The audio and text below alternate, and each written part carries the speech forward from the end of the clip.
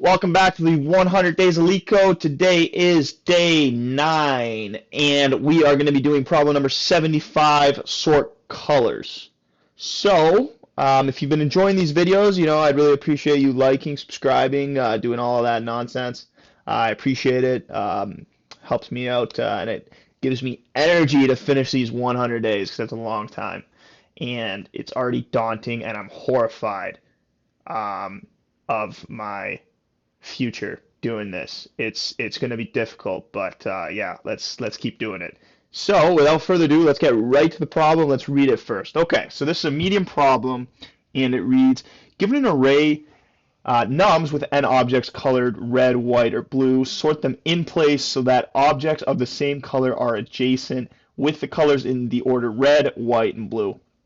And then it says we will use the integers 0, 1, and 2 to represent the color red, white, and blue, respectively. You must solve this problem without using the library's sort function, which we're not going to do. And the first example is we get nums like that, and then basically 0, 0, 1, 1, 2, 2.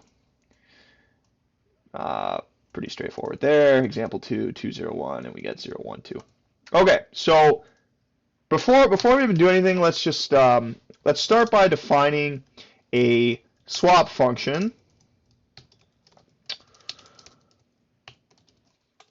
And it's going to take an index I, it's going to take an index j.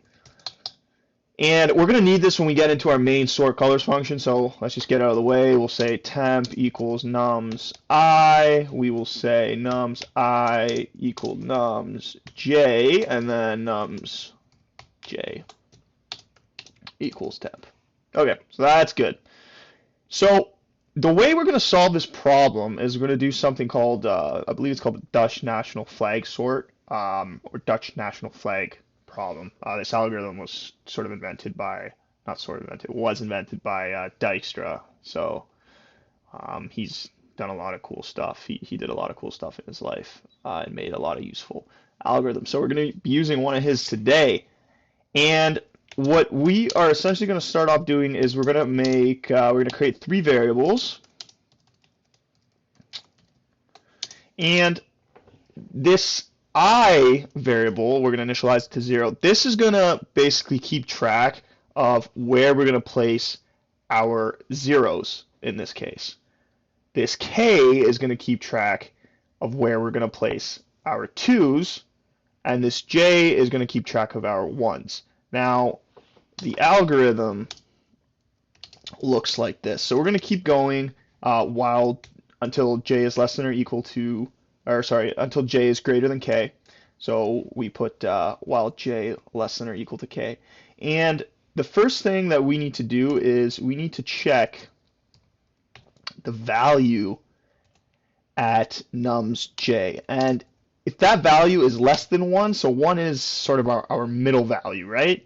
If that value is less than 1, we're going to call the swap function with obviously nums as the array and I and j. So it's going to swap the values at those 2 indices. Okay? And now we have to increment 1 and also increment j. Now, if nums j is greater than 1, meaning if it's 2 in this case, we need to call the swap function again with nums, but this time we're not going to call it with I and j, we're going to call it with j and k. And what we're going to do is, in this case, we only decrement k because we're thinking about k is starting off at the last index of the array, and every time we find a 2, the spot for the next 2 is going to slide over to the left by 1. So that's why we're doing that. And then in our else block, meaning if we find a 1, we are just going to increment j. And that should be our code. Oh, yeah, caught a mistake.